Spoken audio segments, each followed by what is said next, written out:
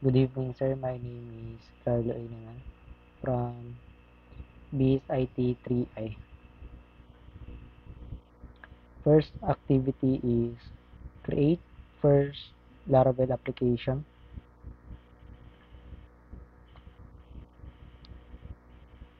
So, ayun, sir. Na-download ko na yung ano dito. Node.js, which is 64-bit MSI. Ito siya. And then, itong Composer. Install ko na rin.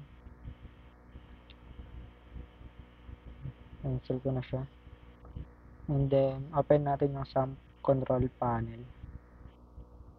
Then, start lang natin yung Apache and MySQL.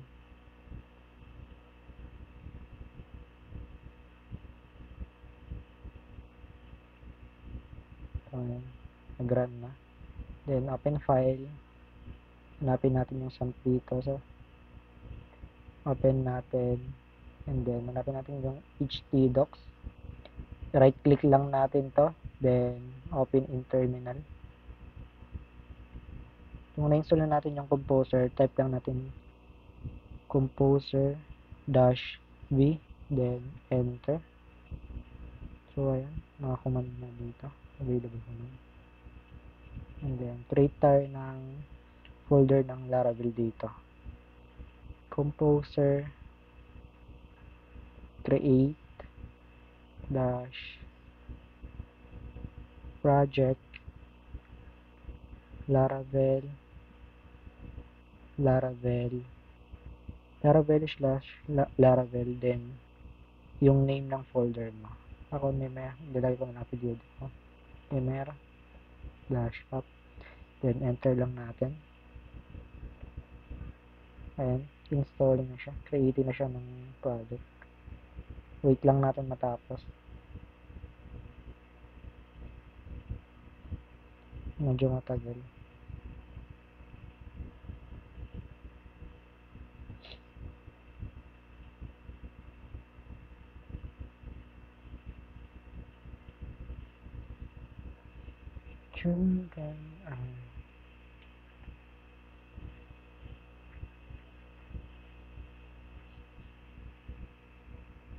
Ayan.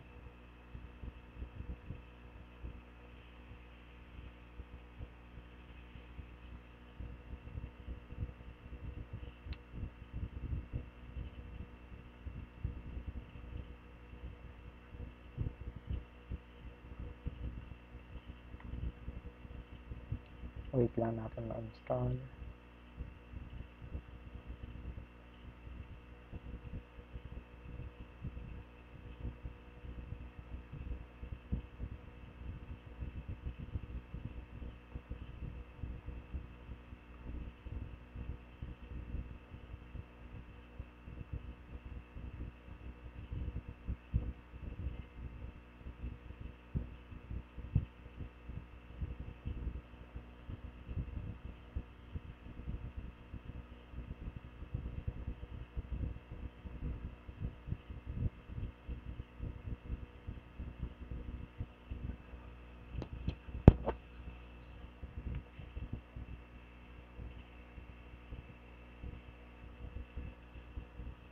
Ayun. So, naging successful siya.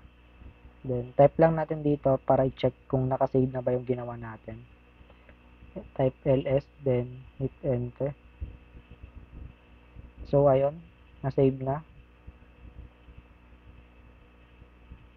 Yung ginawa natin nandito, yung Merda Shop. And, type lang natin dito para maran natin yung cd ng app.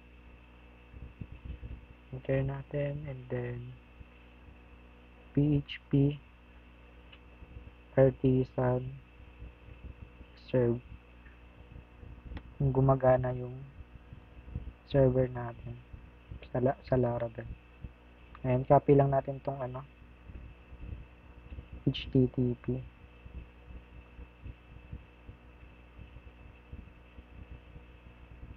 Paste natin dito kung gumagana.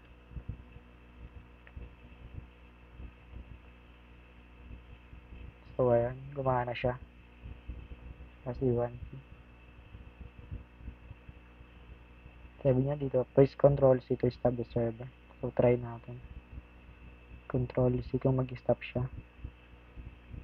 Ayan. Ayan natin, i-refresh. Kung nag-stop na talaga siya. Kung working. Ay, ayan. Working siya. And then, hanapin lang natin tong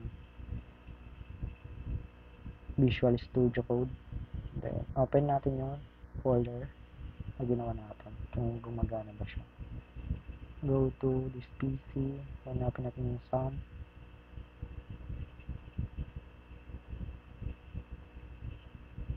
Then, htdocs. Hanapin lang natin yung ginawa natin. Select folder. Then, ayun. Magana siya.